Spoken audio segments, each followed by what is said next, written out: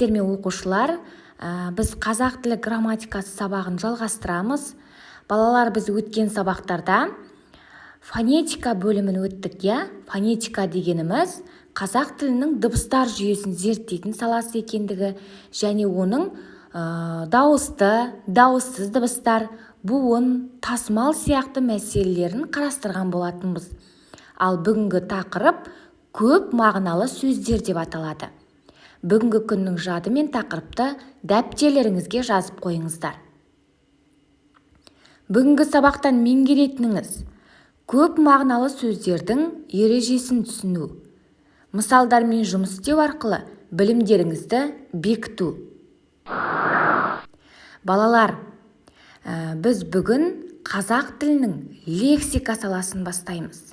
Яғни лексика сөз мағынасын, қазақ тілінің сөздік қорын зерттейтін тіл білімінің бір саласы. Сөз мағыналарының қандай түрлері бар деп ойлайсыздар? Әрине, сөздің тура мағынасы, сөздің көп мағыналылығы, сөздің ауыспалы мағынасы, антоним сөздер, синоним сөздер және амоним сөздер. Яғни бұлардың барлығы да сөздің мағыналары болып табылады.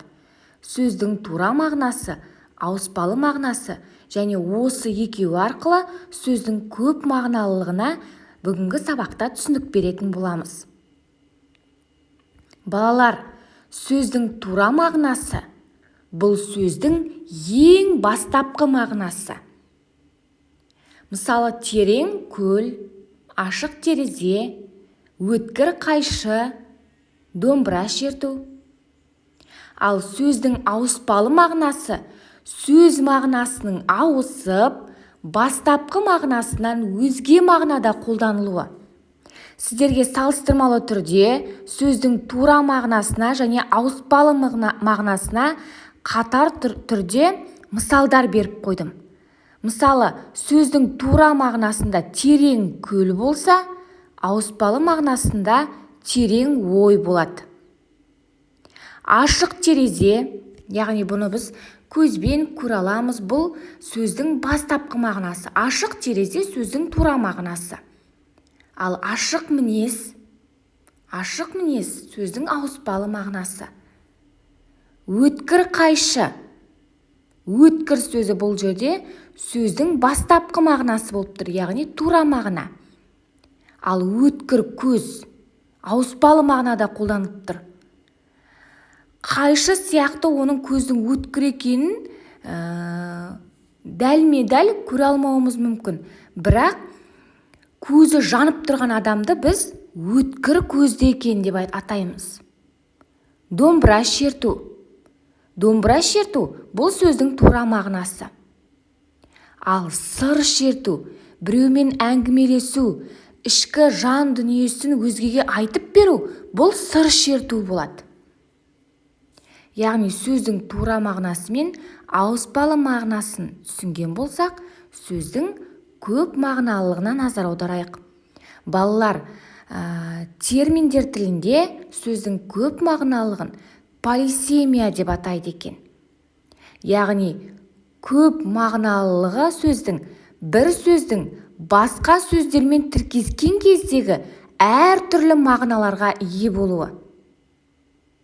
Яғни сөз көп мағыналы болу үшін өзге сөздермен тіркесуі керек. Және бұл сөздердің арасында мағыналылық, жақындық болады екен. Мысалы, балалар, бас сөзін алып көрейік. Бас сөзі, мысалы, ең бірінші оның бастапқы мағынасы адамның басы. Одан кейін біз бір нәрсенің басталатын жер екендігін білдіру үшін судың басы, сөздің басы, таудың басы деп қолданамыз. Яғни мағыналық жақындық болады деген жерде дегеніміз бұл жердегі бас сөзі, мысалы, әйтеуір бірдеңенің басы, басталатын жері, бастауы дегенді білдіріп тұр. Және бұл сөз өзге сөздермен тіркесіп, мысалы адамның, судың, сөздің, таудың деген сияқты өзге сөздермен тіркесіп келіп, көп мағыналы сөз болып тұр. Қанат сөзі. Сөздің бастапқы мағынасы бұл құстың қанаты деп айтылады, иә? Бірақ біз ұшақтың қанаты деп айтамыз. Немесе 6 қанат ақ орда деп айтамыз ағаш үйлерді, киіз үйлерді. Бет сөзі. Бұл сөздің бастапқы мағынасы адамның беті. Және кітаптың беті, үстелдің беті, судың беті деп қолдана береміз. Көз сөзін мысалға алып көрейік. Сөздің бастапқы мағынасы адамның көзі. Немесе иненің көзі, адамның көкірек көзі, бұлақтың көзі деп көп мағынасында қолдануымызға болады екен. Ендеше балалар көп мағыналы сөздердің өзге сөздермен тіркесіп барып көп мағынаға ие болатындығын және олардың арасында мағыналылық байланыс болатындығын бүгінгі сабақта меңгердік деген ойдамын. Сіздерге тапсырма, мына көп мағыналы сөздердің қатарын жалғастырыңыздар. Яғни адамның тілі. Ары қарай тағы ненің тілі болуы мүмкін? Қалай қолданамыз? Қандай сөздермен тіркестіріп қолдануымызға болады? Тіл сөзін. Ары қарай толықтырып жазасыздар. Пышақтың жүзі, адамның аяғы, адамның тісі деген тіркестерді әрі қарай жүз, аяқ, тіс деген сөздерді тағы да басқа қандай сөздермен тіркестіріп қолдануымызға болады? Қалай көп мағыналы сөз болады? Осы қатарды толықтырасыздар. Бұл тапсырманың дескрипторы көп мағыналы сөздердің қатарын толықтырады.